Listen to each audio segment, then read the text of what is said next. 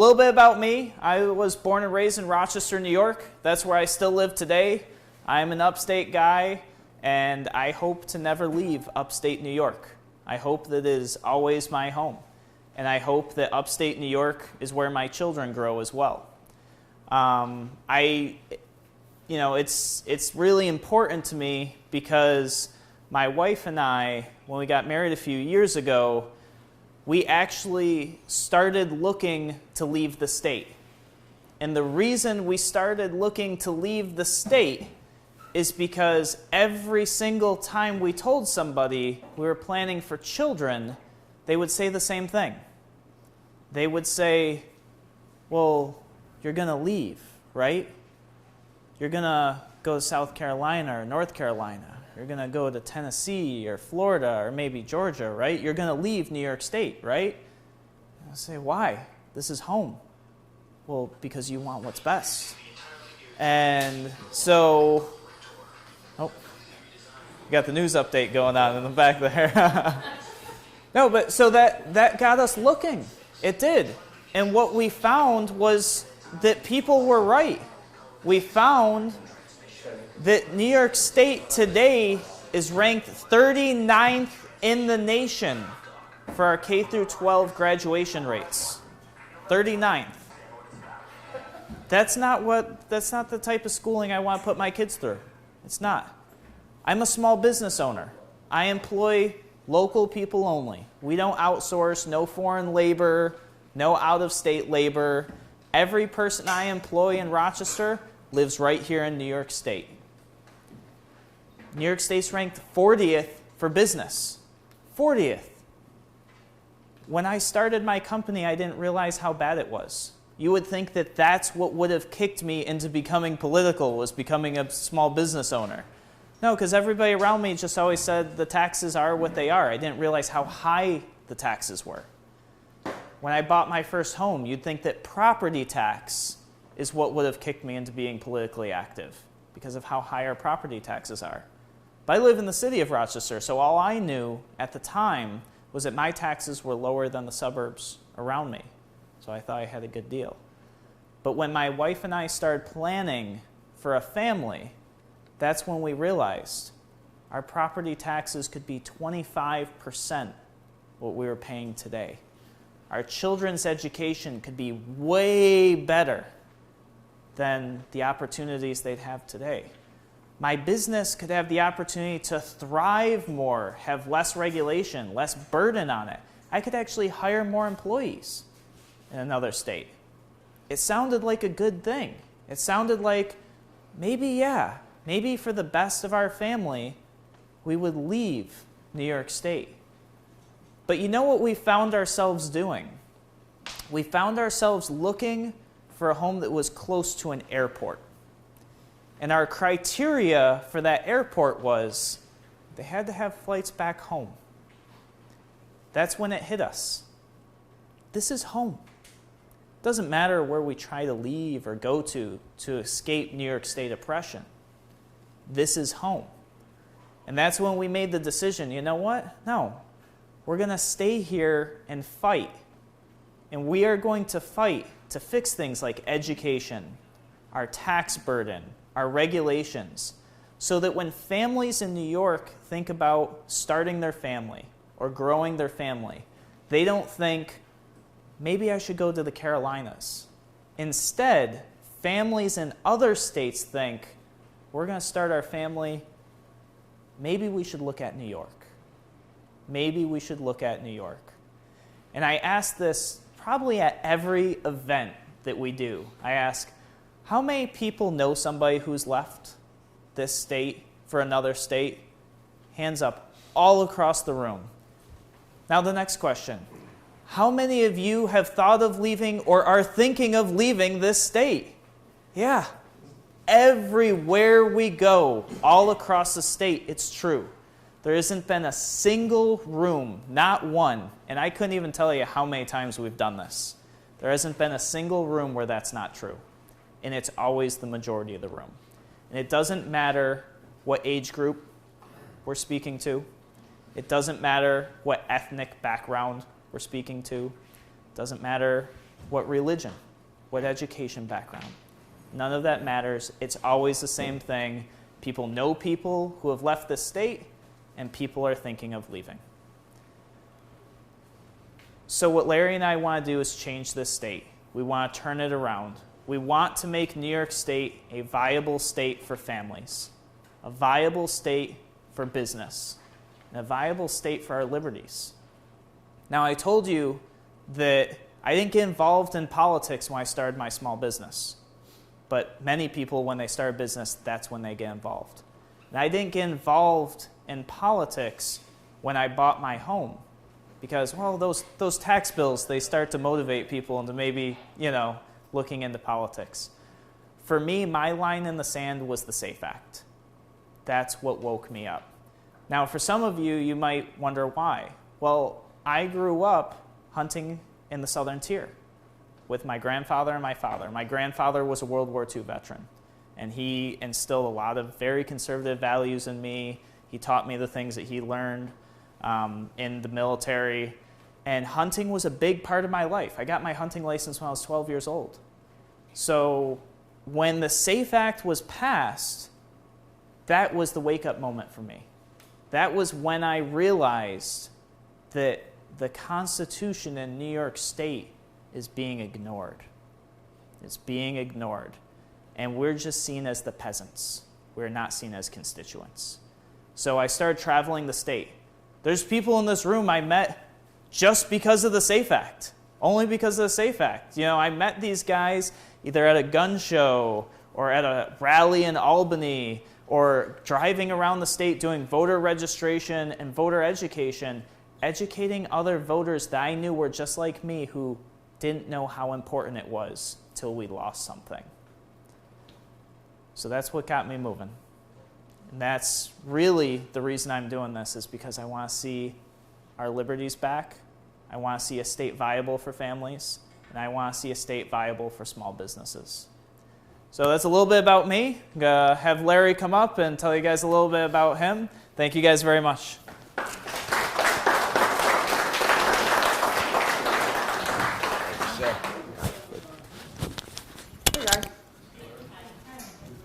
I'm very glad that you came. Thank you so much for coming.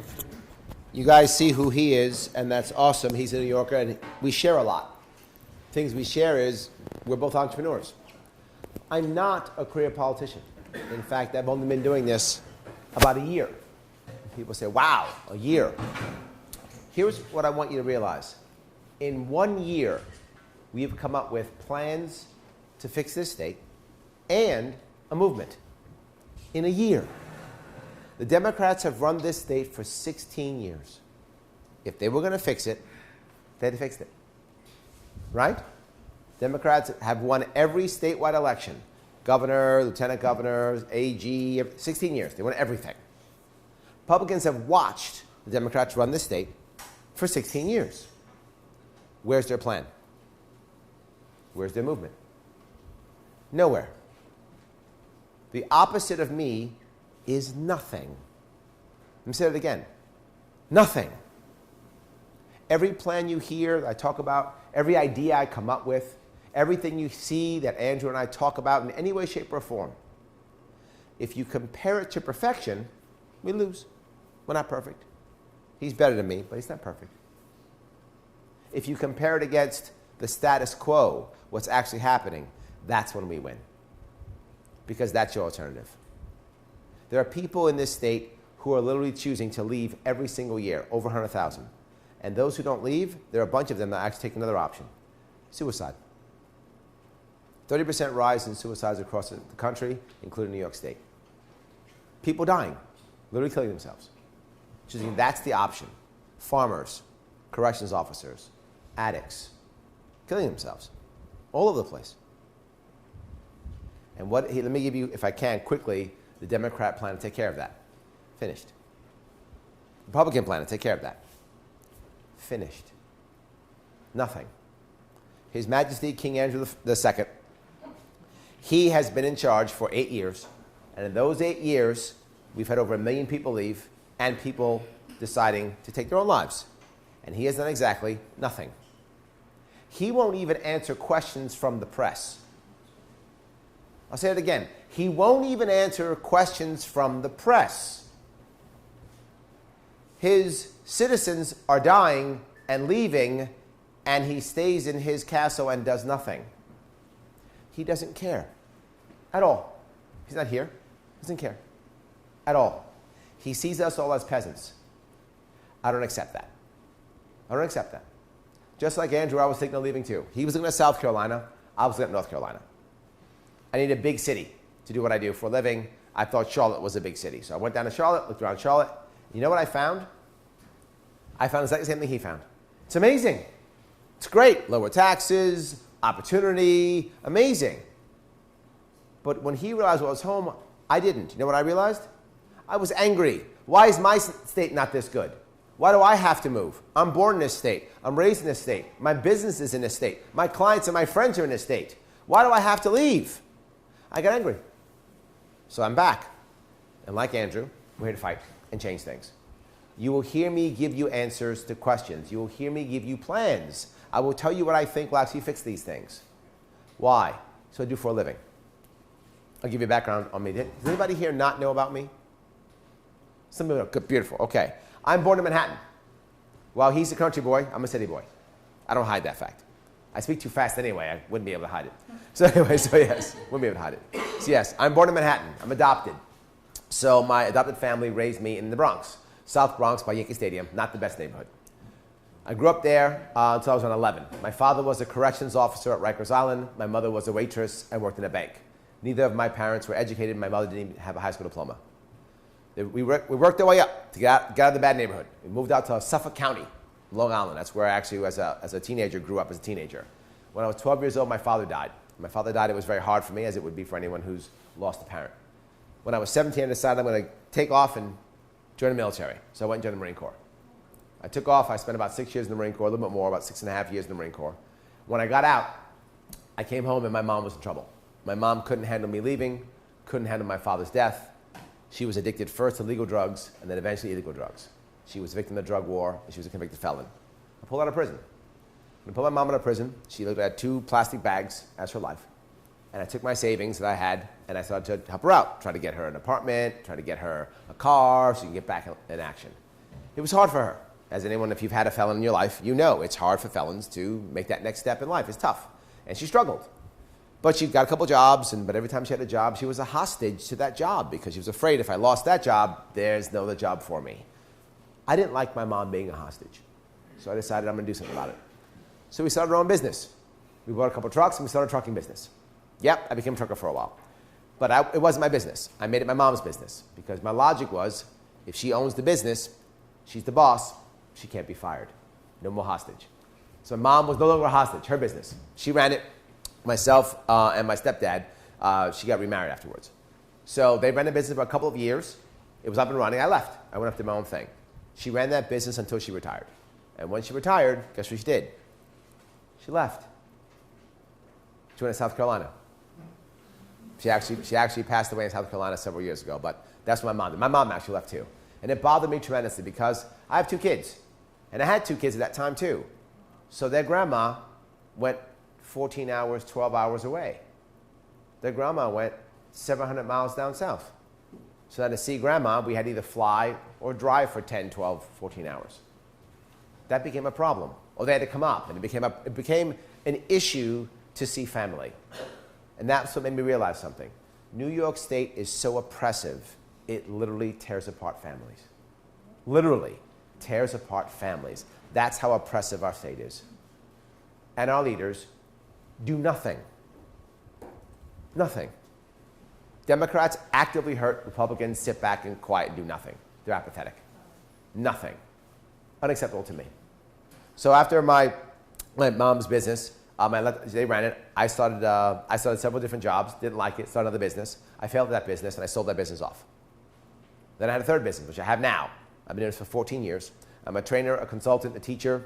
I've been an officer for a short period of time in 2 public companies.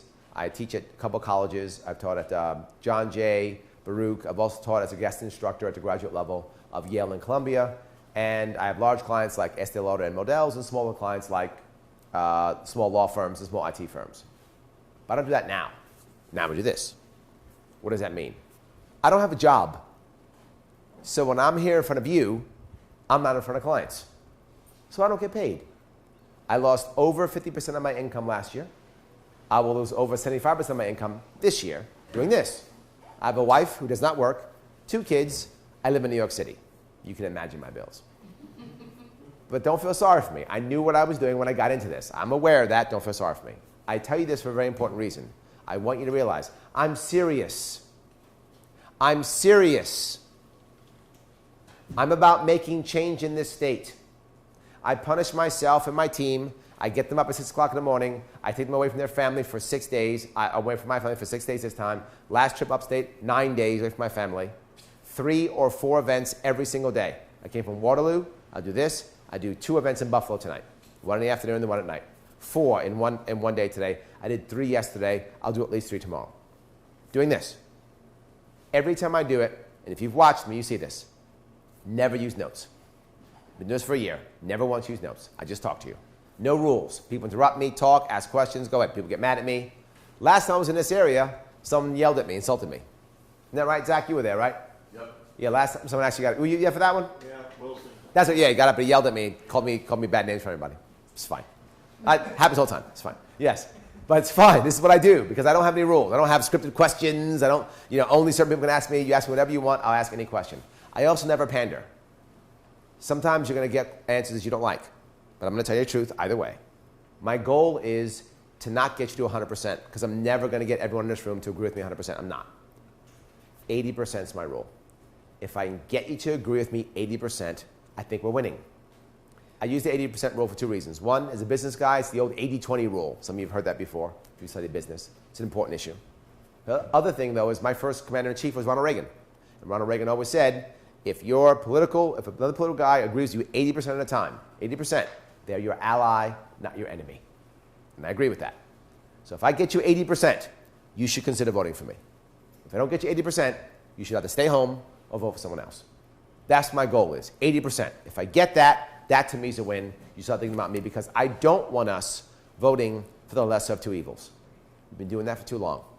Voting for the lesser of 2 evils still gets you evil. I'd like you to vote for someone that you can vote for, not vote against. What I'm all about localization. And I'm all about happiness. Yes, I said it. Localization and happiness. You cannot hear a politician talk about those 2 things. Let me cover happiness first. Why happiness? Here's why. Our founding fathers built this nation on 3 things.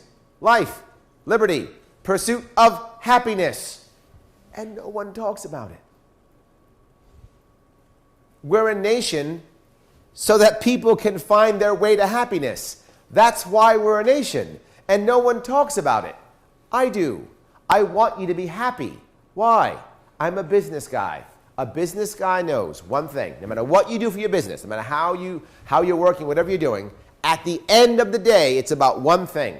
Happy customers. Any business.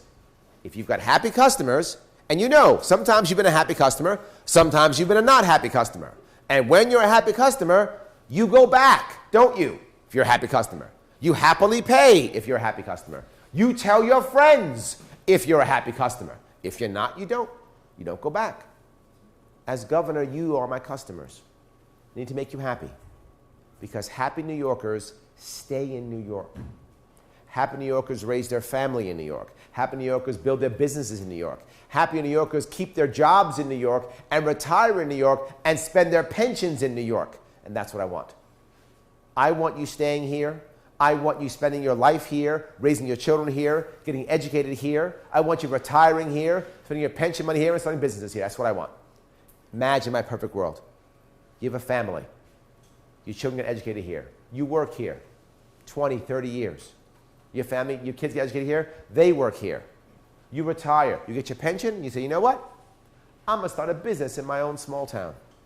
What a home run that would be. Imagine if that was the norm in this state. Imagine if that was the norm in this state. It's not. The norm is you struggle. You keep struggling. Your kids get educated. They leave. You stay for a bit because you have some family and friends here, and you have a job here. you retire, you take your pension, and you leave. Maybe your kids come back because you stayed. Maybe stay a little bit longer because you have elderly parents. But if not for family being tied here, you don't stay here either. That's the norm. That has to change, and no one's talking about it but me. And I want to make sure we focus on happiness, and the next thing we focus is localization. It is unfair that one city runs the entire state. It's not fair to the state, it's not fair to the city, it's not fair to everybody around. It simply is not fair. It should not happen. This is a very wide, massive, diverse state where you can get mountains as cool as Colorado, farmland as awesome as the Midwest, amazing rivers and lakes and forests, one of the most amazing waterfalls in the entire continent, and the largest city in the entire nation, all in one state. Isn't that amazing? We have an amazing, people love our state. They hate our government, but they love our state. But what does that mean? A massive, beautiful, diverse state means diverse people, diverse cultures. Counties should be counties, regions should be regions, cities should be cities. As much as I love Andrew, Rochester's not New York City. It isn't, different cities. North Country is not Southern Tier. Western New York is not Long Island. They're simply different. And that's a good thing. And we should allow them to be different. People tease me all the time, Larry, you're from Queens. How do you know what we need in Buffalo or Rochester or Watertown? How do you know? I don't. That's the point. But guess what? You don't know what's right for me in Queens either. We're even. All good. How about instead, I let you be you, you let me be me, we let him be him and her be her, and we're all happy on our own together. We're all free together.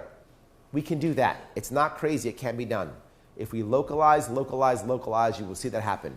You will see that a governor will change from being, I won, so I enforce my will upon you, to instead, I won. Now it's my job to defend the rights of the individual against the local bully who will always pop up. That's my job. That's what I should be doing, defending your individual rights. If we focus more on the individual business owner, the individual mom, the individual dad, the individual student, the individual employer, the individual union worker, if we focus on those people, making them happy, we'll all be happier. We can do this. Now, I often get several complaints, criticisms. One of them is, Larry, I like what you're saying. I do. And I would vote for you. But I'm a Republican, and if I vote for you, I'll split the vote. And my Republican won't win. You've heard that one before? Hear it all the time. The idea that the Republican can win. Is there anybody in this room who thinks the Republican can win? Yeah, thank you. That's a joke. It's a joke. It's impossible. It is the establishment trying to fool you into thinking this so they can keep their establishment going. The current Republican establishment is in the pocket of His Majesty. They are simply enforcing the King's will. Because every politician I've ever met, and I've been doing this for a year, I've met lots of politicians, there's one thing that's common to all of them fear His Majesty. And if you know any politicians, you know that's true. They fear him. Some of them also hate him, but whether they hate him or not, they also fear him. So they're unhappy about me being an anti-establishment guy. They don't like it. So they say, you got to try to vote red because they're going to win this time. I'll say this again. Republican Party hasn't won a statewide election in any way, shape, or form in 16 years. And this is the year? It's not. It's a fantasy. Some of you remember Astorino last time, right? Astorino raised more money and had more fire in his belly, and he lost. This guy's going to win? I would bet half of this room knew of me before you knew the Republican. Is that true? Anybody? Hand in the air if you knew of me before the Republican. Yep, there we go. He's going to win? You knew of me first. Come on. Come on. He's not going to win. That's a fantasy. Please don't believe that. But the next piece, though. But Larry, I love what you're saying, but you can't win. You can't win. All right, a couple things. Number one, I'll ask, does anybody in this room feel comfortable telling me, is there anyone in this room who's a registered or has been a registered Democrat? Okay? Anybody a registered Republican? Okay? Anybody registered but not those two, independent in some way, shape, or form? Awesome, great. Anybody who hasn't voted in the last 2 election cycles? Has not voted. There we go. There we go. Perfect, yes. Now, note what I just asked. I asked 4 distinct questions. Registered Democrat, registered Republican, registered Independent, hasn't voted. Hands went up for every single one of those 4. Try to find someone else who can do that. Try to find someone else who can do that. You're telling me I can't win? The only way to win is to get Democrats and Republicans and independents and those who don't vote. And I randomly did it in this room and I got it. And if you watch any of I just did exactly the same thing in Waterloo 3 hours ago. You know what happened? The same thing. The same thing happened in Waterloo 3 hours ago this morning. The same thing happened. Zach, you were there, right? Same thing happened. Every place I go, that happens. Last night, I'm in Cornell. Same thing, same question, same thing. This is how you win. By getting everyone together to realize, I just want to be free. I just want to have a better New York. Larry, you're the guy saying it. I'm in. This is a winnable race. But I'm still not done. How many people here came because they saw my TV ad on TV? Yeah, nobody. I don't have any. Yeah, nobody. I don't have any. Yet you're here. Yet I can fill a room 3 times a day across this state having not one TV ad. How's that possible? This is what's called grassroots. This is what's called grassroots. People are telling you, you're seeing it. They didn't see Trump coming in 2016 when he was using Twitter. They thought he was crazy. Twitter, dumb, horrible. And he's president. Well, I'm using podcasts and Facebook. Doing the same thing. They didn't see him coming. They don't see me coming. The results will be the same. This is a winnable race. But I go one step further. This is a 5-way race, guys. 5 ways, which means 30 to 35% can actually win this thing. 30 to 35% can actually win this thing. My only problem is name recognition. When people know who I am and research me, they very often want to vote for me. Very often. If we get our name out, we can win this thing. This is a winnable race. But I'll go one step further. What if I'm wrong? It's not winnable. Maybe they're right. The critics are right. I can't win. I got it. Okay. So let me ask you a question. What happens if the Republican wins? What will happen in New York State if the Republican comes in second? I'm sorry. Republican's not going to win. What if the Republican comes in second? What changes in New York State? Nothing. Zero. Nothing changes. Same as the last 16 years. Democrat comes in first. Republican comes in second. Republican goes back to sleep. No change. But what if I come in second? A microphone gets shoved in my face every single day. Larry Sharpe, how'd you do it? Larry Sharpe, how'd you do it? Larry Sharpe, how'd you do it? And what will I do? I will talk about all the things I've talked about. I will talk about our Second Amendment. I will talk about supporting small business. I will talk about supporting farmers. I will talk about supporting law enforcement. I will talk about criminal justice reform. I will talk about all the things that matter. I will talk about localizing our government. I will talk about fixing family courts. I will talk about all of those things I talk about all the time. And I will keep talking about them, and we'll still get change. Not as fast, but we still get change. If you want change, I'm the guy to do it. This is a winnable race, an impactful race either way. I talked a lot about that. The last thing I'll cover. Why in the world would I do this? I don't want to move. I don't want to move. It's selfish, but it's true. I don't want to move. If you don't want to move, I hope you support me. So I'm Larry Sharpe. That's Andrew Hollister. We're trying to change New York and make a new New York. Thank you. So, as always, I will take any questions or any comments. Whatever you like, please. Go ahead. I have a question about Please. the Medicaid. Yep. I read, and I don't know that it's true because you can't believe everything you read, that your take on Medicaid is that the particular counties wouldn't be forced to Yep. support the current level that we have. Yes, there are several ways. Medicaid's a big problem for many reasons, right? There are many reasons, and I wish that there was a simple answer. There is not a simple answer. But there are multiple things we can do to make it better, right? One thing is I don't want to have, as a general rule, I don't want any unfunded mandates. So I actually don't want the counties having to pay Medicaid at all. I'd rather the state pay for it directly, right? The state pay for it. We can administrate it better, and also, if we do it that way, we can also make sure I have a better chance of making it to where it's less corrupt. Because right now there are a lot of people taking advantage of Medicaid. A lot. So let me give you a couple things we can do. Number one is take the burden off of you. That's number one. The county shouldn't be paying. We'll take care of it. Why do we take care of it? If the state takes care of it, the state has more of a reason to actively deal with it. Right now it doesn't have to. It makes it unfunded mandate on you. Right? So I don't have to handle it. It's not part of my budget. You do it. Right? When I do that to you, now it's off my plate, number one. But second, I can do 50-50, right? All the sort of things the way I'm saying we're both paying for it. Instead, no unfunded mandate, I take care of it, and let's start making ways that you can universally fix it. Here's one answer. There are several, but let me give you one. Right now, for Medicaid, the copays are $1 and $3. So $1 for a doctor's visit, $3 for a hospital visit, which means it's $3 for an ambulance. What do you have? If you've ever worked in the EMT world, you know for sure there are little people who are using it as taxis. Medicaid taxi. You know, exactly, Medicaid taxi, exactly right. You know, right? This is Medicaid taxi. They're literally getting on and using it as a taxi. Now here's the problem. What happens when you actually have chest pains or an open wound? Tie up an ambulance. A perfectly good paramedic level ambulance tied up for something that's completely BS. That's correct. Somebody actually needs our help. Yes. Not just that. You get to the emergency room. It's filled with people who have stubbed toes. Because it's $3. I don't care. I'll go. No. Change the actual copays to $12 and $36. You might say $36 is a lot of money. No, it's not a lot of money if you have an actual emergency, right? I don't want it to go too high because then people will decide they don't want to actually go, right? $36 is good enough, but something else. It's more expensive than Uber or a taxi, so they won't use taxi service anymore. But the response I get is, Larry, it won't matter because no one chases them down anyway. No one chases the Medicaid people down anyway. Yeah, they don't now. It's $3. But what happens when it's $36? And your frequent flyers, as you call them, that's the name of the people, they're called frequent flyers. As the frequent flyers come by and do it 3, 4, 5, 6, 7 times, all of a sudden now, that's $200, $300, $400. Guess what that is? That's worthy of being chased.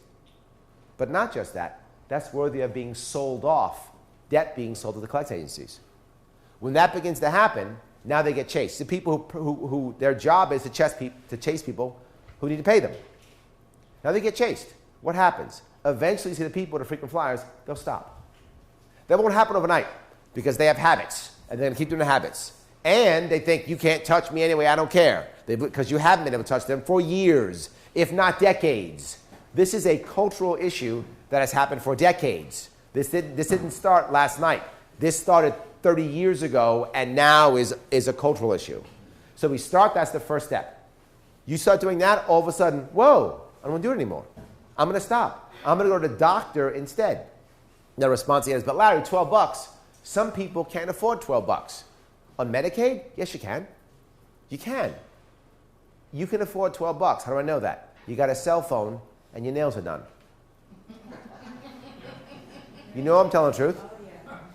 You can afford $12 to go to the doctor. You can. And that's less of a copay than the average person who has actual insurance. Still less of a copay than the average person who has insurance. Still less of that. Still less. They'll be fine. They'll be okay. They can handle it. More money comes in. Maybe they can start actually paying EMTs. That'd be nice. They can do that too. That'd be nice. I could use a nice raise. That'd be nice. Maybe they can do that too. And it'll actually lower the cost for all of us. Right? That's one actual plan to begin to fix things. Does that make sense? We can do that. There are many different things we can do, but that's a good one right there. We can also decide, where does the EBT go?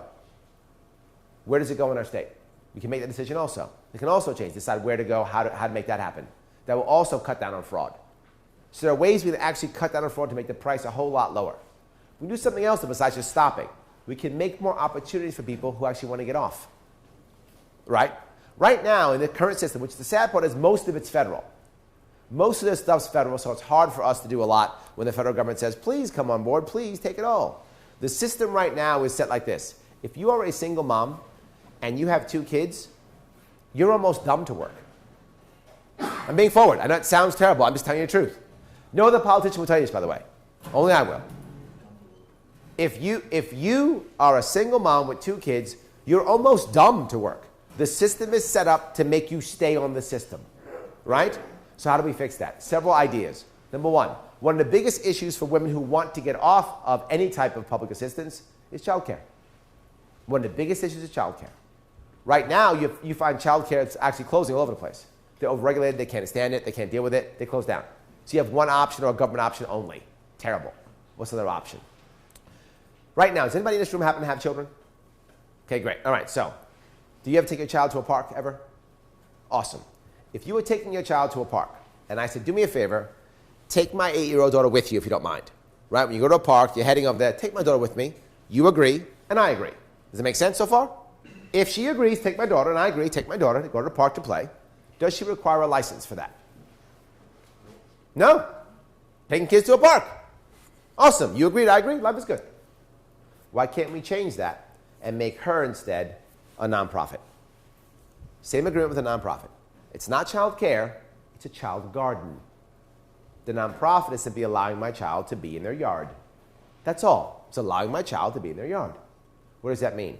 Think about all the nonprofits who would love to have people coming back. Right? American Legion, churches. For those of you who are old enough, you remember, lots of churches used to have daycare. Remember?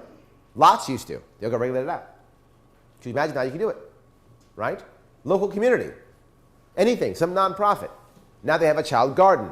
What does that mean? Well, Larry, child care goes away. No! Licensed child care still exists. The government option still exists. It's another option you would have if you wanted it. Another option that the actual nonprofit could create if they wanted it. And you could choose. You know what? I want to get off public assistance. I want to start working. I got 2 kids. I trust my local VFW, or I trust my local church, or I trust my local so-and-so. I will send my kids there. The church now can decide whatever it wants. How does it want to do this? Church might say, great, here's my fee. Show up on Sunday. And guess what? We're doing bingo night Thursday night. Come and call the numbers. That could be their actual fee, because that's what the fee used to be. And it might be that again. And it's okay. But Larry, they won't have background checks. Ask the church to have background checks. And they'll do it because you asked them. It's your agreement. They don't want to do it, then don't drop your kid off there. Does that make sense? Another idea you have. So that is an idea that helps people who want to get off and then stops fraud. I don't want to just have one side. I want 2 sides of this. Because there are people, and you know them, who've gone to public assistance and they've had a problem and they've used it to get themselves back in action. It does happen. Sad part is it doesn't happen enough. We have to encourage it to happen more and more and more. Stopping the fraud and giving more opportunities to people who do want to get off to go up to be the example. Right? Because then when I see, right now it's like this. We're all in public assistance and you want to get a job. I go, what are you doing to get a job, man? You're crazy? Maury's on. What you doing? That's happening now. That's literally happening now. Don't go, Maury's on, come on. But now when I set different opportunities for us to do work, and you see me working, now they start going, why aren't we working too? Larry's working, why aren't we working? Well, he's got kids. Well, no, he jumped off the church. He did. Maybe we should too. To be forward with you, that's not 5 minutes. Right. That's years. And it will take years. This problem is not fixed overnight. This problem is fixed over the course of years. But right now, who has any idea to fix it? No one. Who's even talking about it? If you're a Democrat, you will hear this. We have to fund or fully fund. If you're a Republican, we have to invest. What does that mean? Taxes. That's all that means, more taxes. We have to give people more money. Note my idea. No extra taxes, no extra money. In fact, reducing spending and reducing taxes to have a better chance of getting people out and back on their feet. It is a long-term solution. I wish I had a faster solution for you. I wish I did. There just isn't one. But I'll put us in the right direction. Yes, I will. Did I answer your question? Awesome. Good. Go ahead, please. I got 3 questions. I'm Please. Paul Bateman. I'm the Vice President of the Western New York Retired Police Officers Association. Awesome. First, regarding the SAFE Act. Sure. When the SAFE Act was implemented, prior to that, retired law enforcement was in the same category as active. Yep. No firearm restrictions. That's correct. Now, with the ban on high-capacity magazines, I have tens of thousands of brother and sister retirees that are to be considered criminals. No. Violent felons. Correct. The SAFE Act makes you a violent felon for having a piece of equipment. The SAFE Act put a provision that, or a caveat that every 3 years, a police officer, retired officer can requalify, but there's a financial burden. Privately, it's 100, minimum of 100. Many agencies that are anti-Second Amendment or gun will not qualify the retirees. Yep. I'll ask all 3 questions first. Go ahead. Secondly, Governor Cuomo recently paroled Herman Bell and his accomplice, 2 individuals that slaughtered New York City police officers. Yep. Not only did he parole them, he gave them the right to vote. Yep. And I want to see your position on that. Absolutely. And third, any pension issue that would benefit the retirees, and I have retirees that have been gone 35 years or more, that their pension may be $5,000 a year. They're living in absolute poverty, yet our legislator and the government, they do nothing Yep, I've heard do nothing a lot. to help the pensioners. Yep. And with that, I'll allow you to. Let me take two of those, and I'll turn Safe Act over to Andrew. But let me take the other two pieces if I could. Let me touch first pensioners. I am the only candidate who openly says I do not want New Yorkers to lose our pensions. I just want you to spend it here. That's my only issue. I want you to spend it here. I want to make sure I keep New Yorkers having pensions. I'm the only person who said literally, these are my words, I'll say it again. If your unions are part of the First Amendment, they are literally freedom of association plus freedom of speech combined. I think collective bargaining is fine. At the same time, I'm fine with the Janus decision also, allowing people to opt out of unions. I'm totally fine with that too. I think that will actually make better unions. Because right now, unions, and if you're a union worker, you know this, most unions right now spend 90% of their time and energy against 10% of their bad apples. I would like that reversed. Like I said, 90% of the time with 90% of the good union workers. I'd like to do that. I think it will happen with that. So I have no problem with getting people to have unions, have pensions. Please, yes, absolutely. I'm the only guy who would negotiate openly with all of them. When it comes to your world, corrections officers, as you probably know, haven't had a contract in almost 3 years. And I've said I will give corrections officers a contract within 90 days. And I'll ignore the punishment clause, which is the issue. So when it comes to that, I get it completely. Yes, I'm on board. Paroling people, I'm not paroling people, pardoning people. I'm not against a presidential pardon. Presidential pardons are okay. I don't mind that. That's, governor does it, executives do it, presidents do it. It's no problem. My issue is the way and why he did it. If he actually believed that Bell was somehow wronged, or if he actually believed that it was, not him, or if he actually believed that, then I wouldn't be so against the pardon. However, he actually believed that, why right before election, and why give him voting rights back? If he actually believed, years ago, if he actually believed it, he doesn't. This was a political stunt, and it's embarrassing. It was two things. It was a push to people who believe erroneously that every person in jail is a victim. That's not true, but the people believe that. And also, it was a snub to law enforcement. This is the sad part about right now in New York State. The Democratic Party right now is hostile towards the law enforcement, and the Republican Party is apathetic. The Republican Party does is wear a flag and say, I love our law enforcement, and does nothing. I'm the only one saying I will have real prison reform, real criminal justice reform. I'm the only one who says that I will make sure I have the corrections officers have an actual a contract in 90 days. And I'm not going to pardon somebody for political reasons. I would consider pardoning someone if I really thought they were somehow wrong or innocent or something like that. Of course I would. I would try to right a wrong if I thought there was an actual wrong to be righted. Of course I would. I'm human. Of course I want to do that. But next, someone should get their rights back when they finish paying their debt to society, to include parole. Now, if he just let them out on parole, and then he finished his parole and then give them the rights back, I'm okay with that. I don't have a problem with someone getting all their rights back once they pay their debt to society. I'm totally okay with that. But they have to finish paying their debt. They made a mistake. They should pay that debt. You murder somebody, you're getting pardoned? So I hope I answered your question on those two. That was good.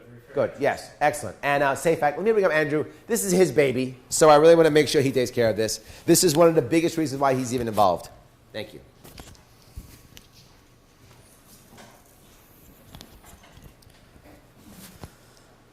All right, so Safe Act. I told you guys Safe Act was my line in the sand.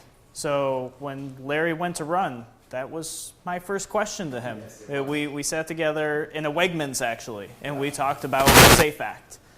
So what we're going to do for the Safe Act is this. How many people have heard Safe Act can't be repealed? Has anybody heard that? Yeah, you've heard that, right?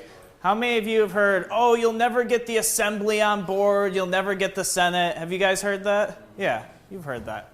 So here's the thing. That's how you know nobody else is actually willing to fight to eliminate the Safe Act. There's 3 things we can do from the governor's office that don't require the Assembly and don't require the Senate at all. The first one we just talked about, pardons. In our first 90 days in office, we create the Office of the Pardon. The purpose of the Office of the Pardon is to find all of those victims of the SAFE Act. Find those people that have been arrested and charged, now have felonies from an unconstitutional law in New York. Now, you might be worried. You might go, whoa, wait a minute. You mean a guy robbed a bank? He got a SAFE Act charge? You letting him out? You're giving him a pardon for that? No. We all know robbing a bank's illegal, right? Yes. Still going to jail for robbing a bank. And we as firearm owners, we talk about this a lot, how killing somebody is already illegal, right? We have that conversation. Same thing here. Yeah, that guy's going to jail for robbing a bank. Not for having 8 bullets in his gun. Not for having 8 bullets in his gun. So that's step 1, Office of the Pardon. Step 2, letting law enforcement know that SAFE Act is a 0 priority. Absolute lowest priority. The joke that we say very often is, hey officer, if you have the chance to choose between picking your nose or counting the bullets in somebody's gun, please pick your nose. And you know what officers say all the time? They come up to us afterwards. They say something that is really important to me, and that is, thank you for saying you will not ask me to choose between violating my oath or feeding my family. Because that's the situation that SAFE Act put our law enforcement officers in, is some of them, depending on where they are, some areas are good. They say, nope, we're not going to enforce it, and people aren't putting pressure on them. In other areas, they are literally in the situation where they have to decide if they're going to violate their oath or feed their family. And it tears them up, and it's awful that that's happened here in our state. Absolutely awful. Third piece is we veto any and all funding. Any piece of legislation that comes across our desk gets vetoed if it has funding for the SAFE Act. Plain and simple. Now, some of you are probably thinking, well, what about a county where there's a DA that still wants to prosecute, and maybe an officer who agrees with the SAFE Act, and he's going to arrest somebody, and the DA is going to prosecute them? To be honest, it's probably going to happen. That's probably going to happen. It might be Niagara County. I don't know. Somebody's going to get arrested. Somebody's going to get charged. Larry and I are going to step up, and we are going to be very, very public. We're going to go on television, radio, newspaper, and say, hey, people of New York, District Attorney so-and-so, we're transparent. Everything we do is about transparency, just spent $13,000 of your taxpayer money to prosecute this person, knowing we have a pardon for them anyways. What does that do? That person loses their seat. That's what that does. Nobody else tries that across the state. So those 3 things, those are the first 3 steps we take. We start that in our first 90 days in office to render the SAFE Act useless, to make it basically non-functioning in the state. But we do more than that, because as people get pardoned, as people are getting their rights back, you know what else is going to happen? In New York State, we've got a lot of crime, don't we? We have a lot of crime in New York State. Rochester, where I grew up, for a number of years was called the murder capital of the state. So yeah, we've got a lot of crime in New York. Somebody's going to shoot somebody. Somebody's going to break a law. And they're going to come after Larry and I and go, oh, Governor Sharpe, Andrew Hollister, you guys are bad. You gave out pardons. You're not letting us enforce the SAFE Act. Somebody just broke the law. You know what Larry and I are going to say? No, we're going to educate them. Second Amendment's non-negotiable in New York State. Just because one person did something wrong doesn't mean that everybody else should be affected. Doesn't mean everybody else loses their rights.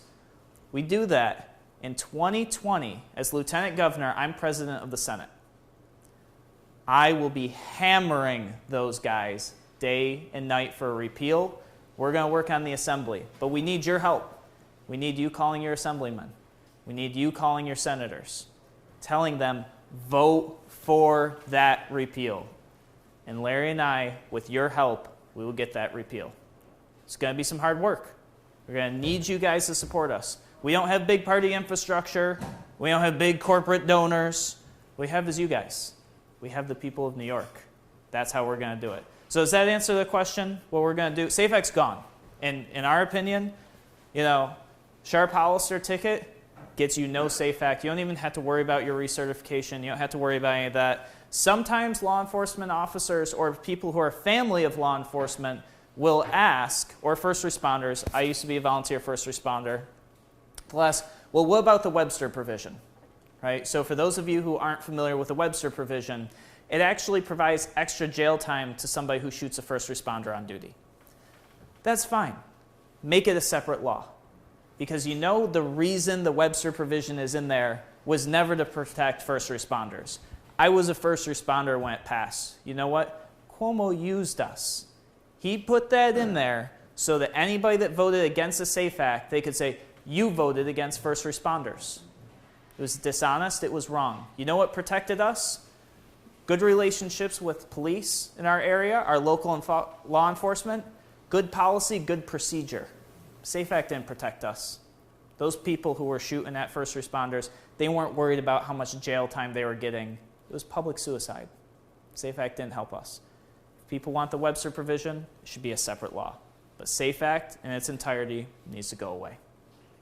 So if I could actually take it a step further, I'd like to tell you guys a little bit more about our other Second Amendment policies, because it's a gun club. You guys probably care. So how long is the pistol permit process here in this county? Does anybody know? 3 months? Okay, so way better than my county. I think it's about 18 months in Monroe County right now. It's crazy. And if you live in the city, it's different. If you live in one of the cities here, it's longer. It's longer, yeah. Is well over a year. Yeah. So you have the right to defend yourself if you can get through a background check and wait a year, and hopefully nothing bad happens in between, right? So the pistol permit process in New York is terrible. Me personally, I would love to see constitutional carry. I'm a constitutional carry guy. I'd love that. I'm going to be realistic and honest with you guys right now. We have proposed red flag laws. Which we will veto if it comes across our desk. Does everybody know what the red flag law is? No? Okay. It basically turns our school system into secret police. So your child goes to school, maybe mentions that you took them out hunting one weekend, maybe you taught them firearm safety, maybe they watched a cool, FBI show and they draw a picture of a detective with a gun, whatever. Teacher sees that and goes, oh, that could be a red flag, right? There's a firearm in the house? I don't know. Maybe that's a red flag. They go to a judge, hey judge, this could be, I don't know, maybe we need to do something about this. This could be a red flag. Judge signs, state troopers come up, take your guns. Red flag law. So no due process, no appeals, you lose your firearms, and you might lose your kids. Because after somebody signs a warrant to take away your guns in the house, CPS gets involved. So you lose your guns and you lose your kids. We will veto that, all right? But that's what some of the state thinks is a good idea right now. So constitutional carry, I'm not going to say we can get there in 4 years. We might not even be able to get there in 8 years. But what we can do is turn the direction back to liberty. So first thing we do, pistol permits, we changed from a may issue state to a shall issue state. We're one of the only states in the nation, I think there's 3 or 4 others, that are may issue instead of shall issue. We switched to shall issue. What does that mean? Well, 2 things together. One, we put a 90-day limit on your pistol permit application time, which means from the date you submit it, they have 90 days to put you through the process and deny it. If they don't deny your permit in 90 days, it's automatically approved. So right then and there, what are we doing? We're forcing the counties to actually be a little more efficient and to actually do things right. Now, some counties are going to not really do anything. They're just going to wait till 90 days and just let them approve. That's their way of efficiency. You'll actually spend way less in tax dollars on that.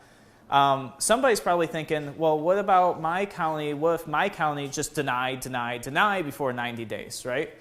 Transparency. We talk about transparency.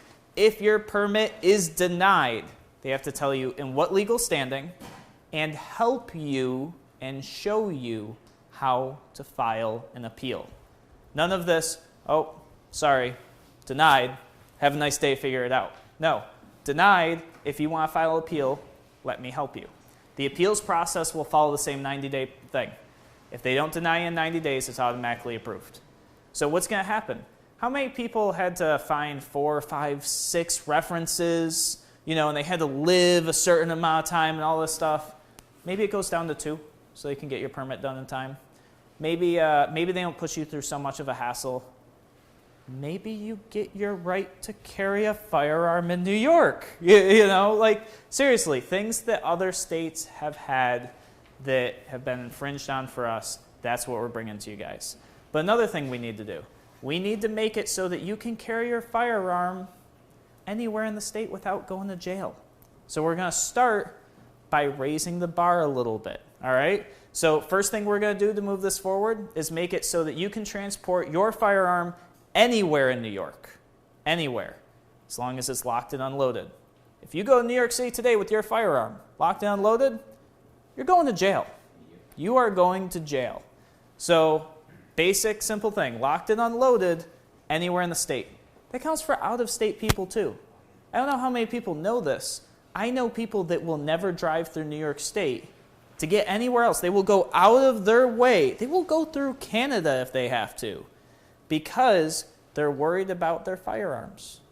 They're worried about their firearms. They don't want to go to jail. We had somebody transfer in JFK Airport who followed all TSA laws, all TSA regulations. Their flight got delayed. They ended up arrested because they had a legal firearm from another state.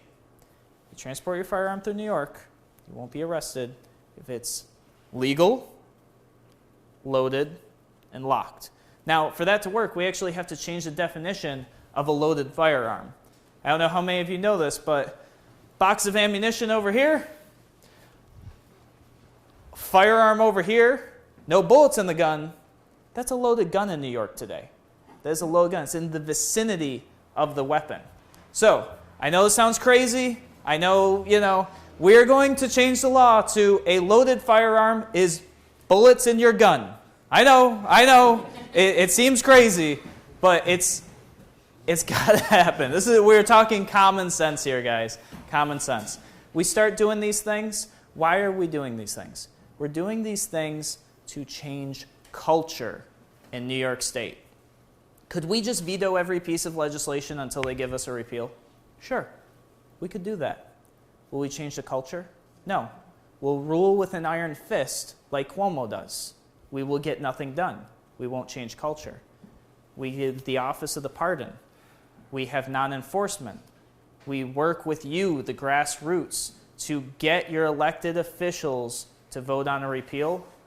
We show New York City and other people who think that the SAFE Act is a good idea, we actually show them there's no zombie apocalypse in New York when people have their rights. We change the culture. When the SAFE Act goes, it goes for good. Bye, guys. Thank you so much for coming.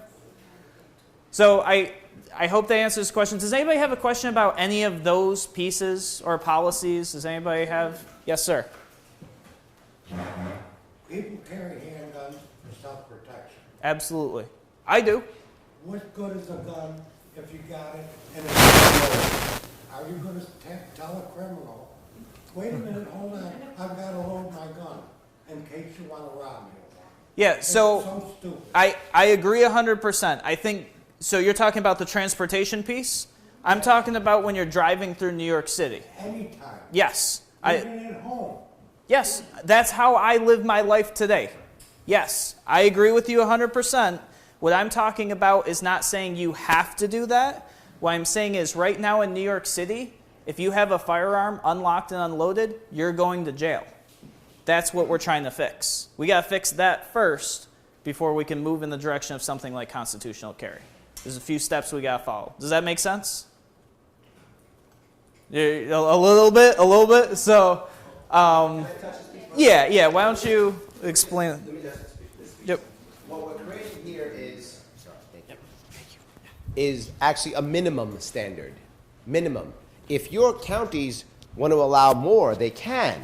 It doesn't mean that now you have to go across the state with your weapon locked and unloaded. I'm not saying that. I'm saying that's the lowest standard throughout the state. If counties want to make it easier, please make it easier. Let it go county by county. What I'm telling you is, if we make the minimum standard, at least you could drive across New York City and not go to jail. But it wouldn't change your counties now who have a better standard. That would stay the same. We're not changing it to that standard. We're raising the bar. So those states that are so bad will at least become bearable. Right? Right now, literally, if you carry and you go to New York City, you're going to jail. I want you to know, wait a minute, I can drive through New York City if I want to drive through New York City to get someplace else. I can do that. Lock and unload my firearm, I can do that. Right now, you can't. Go ahead. Okay, since the 50s, I've heard people on both sides of the aisle discuss separating New York City from New York State. Mm-hmm. And that's where the vast majority of your anti-gun or anti-gun socialists are. In New York City? Two things. One, that's not 100% true. They're in every city, to include Buffalo, Rochester, Syracuse, Albany. They're all over, right? So they really are. They're in all the cities, right? The cities in general tend to be anti-gun in general. So it's actually all the cities.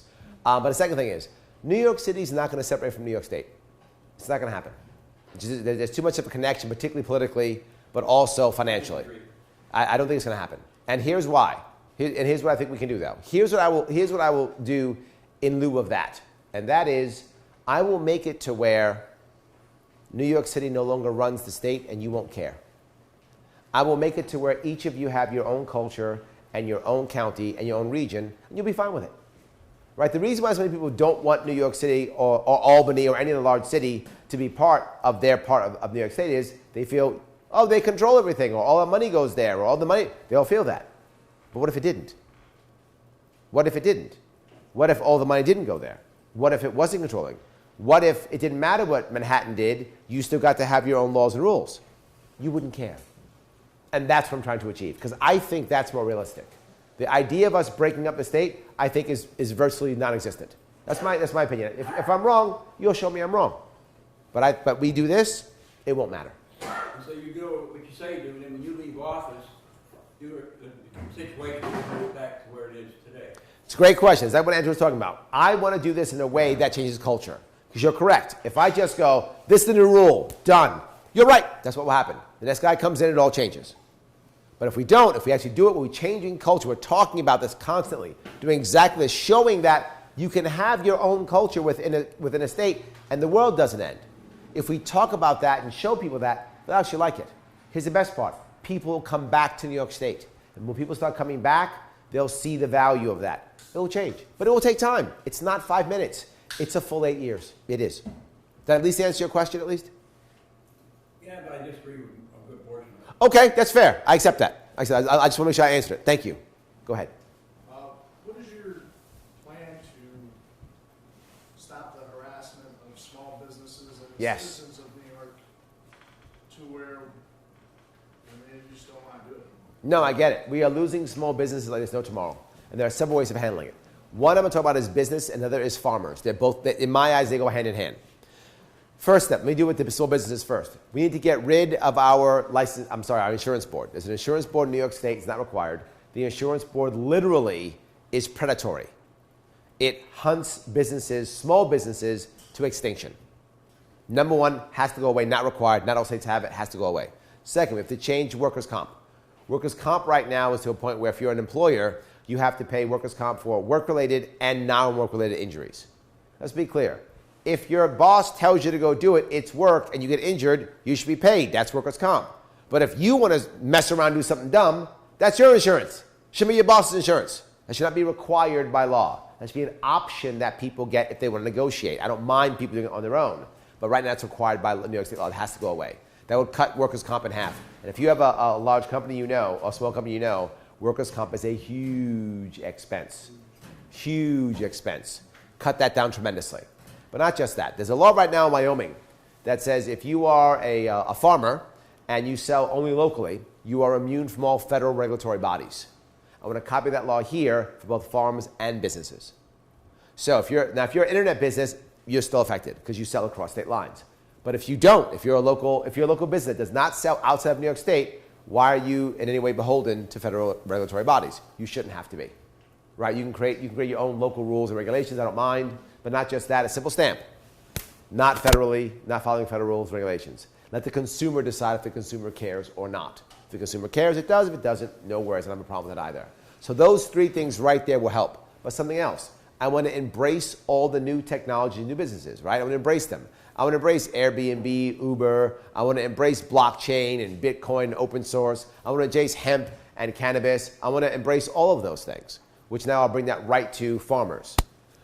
Excuse me. I want to embrace hemp and cannabis also for farmers.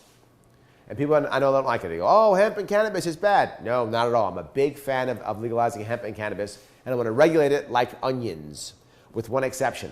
You need to be 18 years old to purchase it. Why do I say that?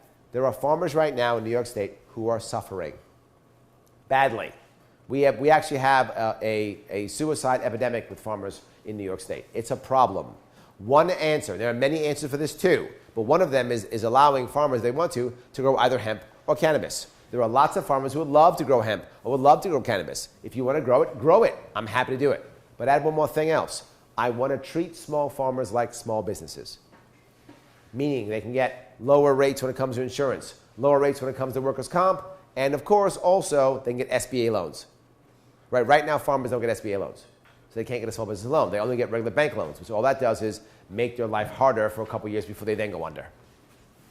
But if we instead treat them like small businesses, you could actually have them put actual facilities on their farms. What does that mean? They can create specialized craft hemp products, hempcrete, hemp plastic, hemp rope, hemp cloths. How do that will work? It's working right now with the beer industry. Have you seen it in New York State? The beer industry is exploding in craft beers. Why don't we have craft hemp products or craft cannabis products? Absolutely. Let the farmers do this. This works also for dairy farmers, right? Dairy farmers who are also struggling terribly as price takers and not price makers in the state. How about all of a sudden then they're able to, create craft yogurt and craft ice cream and craft cheeses. The advantage to the dairy farmer is if you have people doing that and they're creating these craft products, the amount of milk on the market goes down, which means the price for milk goes up. So it helps dairy farmers whether you choose to do that or not. You start doing that, it changes the entire culture, right? Not just that, how about instead we stop bribing big business to come to the state? As we bribe big business to come to the state, it hurts small business, right? So we do. Hey, big business, come to this place. We'll give you $10 million in bribes. We'll build stuff for you. We'll make everything perfectly nice for you. You show up. You're already big business. Now you've got bribes, so you have an extra advantage. What do? You crush all the businesses around you. Then 10 years later, 5 years later, the bribes go away. You leave, ghost town. Rinse, repeat, rinse, repeat, rinse, repeat. Yes. So stopping those things, I think you'll find a much more positive small business industry environment. Did I answer your question?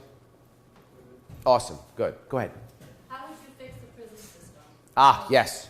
Like my son right now, he's a CO. He works 4, 5, 6 times a day, like 16 hours a day. That makes him very vulnerable to that. And plus, Como is letting in all these contrabands. For example, he's letting in metal tuna fish cans.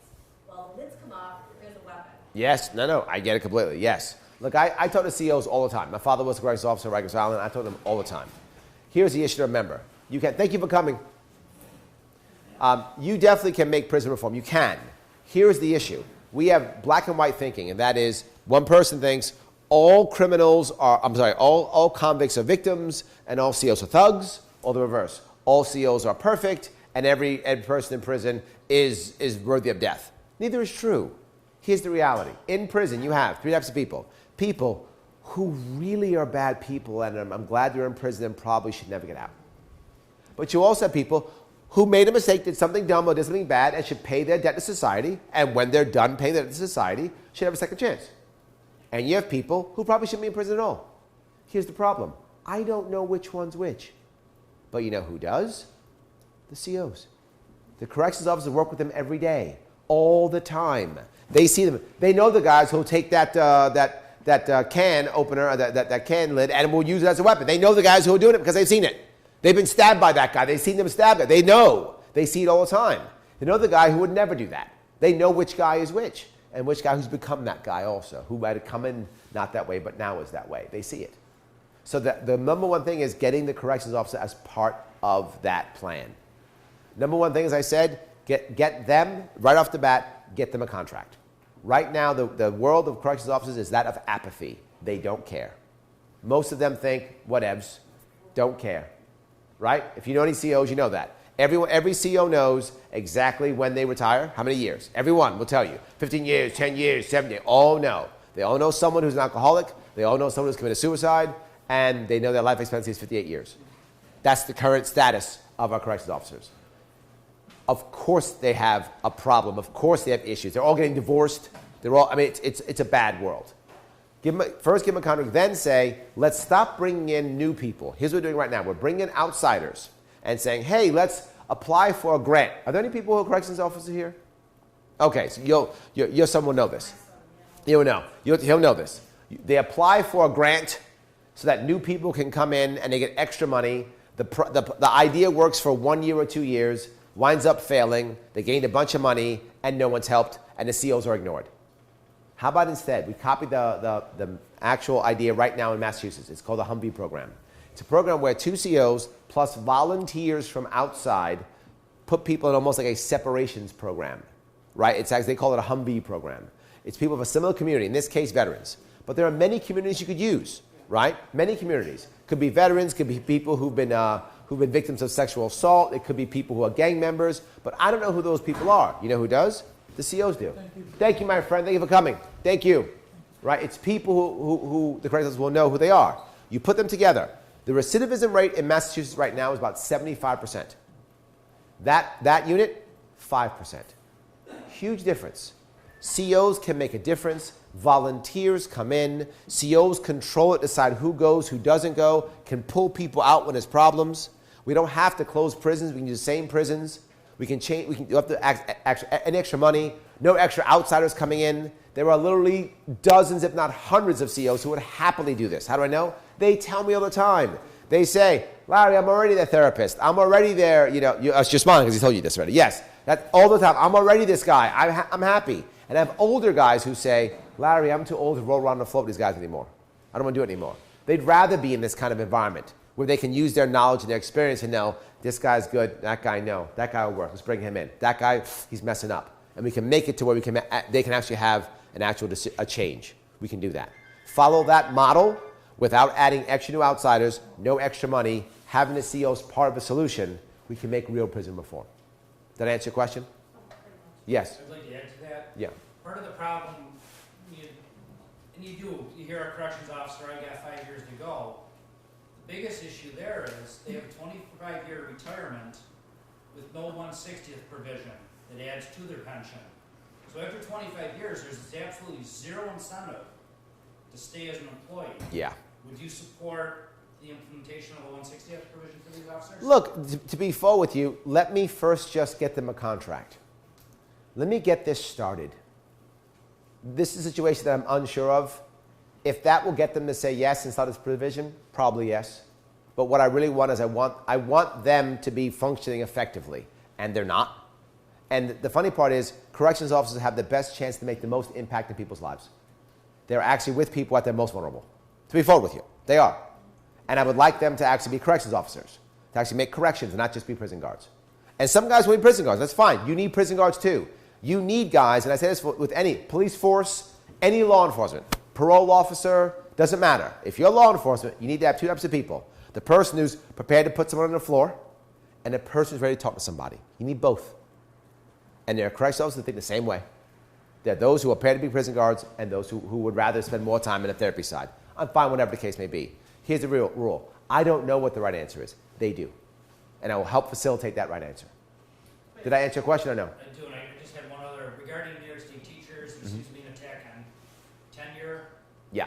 The governor wants to just remove a teacher that the state feels is not a good teacher. I want to see your position on that. 'Cause Yeah. tenure is important to No. teachers. I didn't go through my education plan. I don't have time to do it. I'm going to have to bail. Let me just give you my general rule on this. I want to localize everything when it comes to education. I don't want to be the governor ever firing anybody. I don't want the state deciding who gets fired at all. I want that local district to decide. If that local district decides that teacher's no good, they should fire that teacher. If that local district decides that teacher is good, they should keep that teacher. That's my role. Governor should never be deciding on a teacher being fired ever, nor should the rules of the state be deciding. The local people should be deciding. If they want that teacher gone, I'm fine with that. if the local people say so.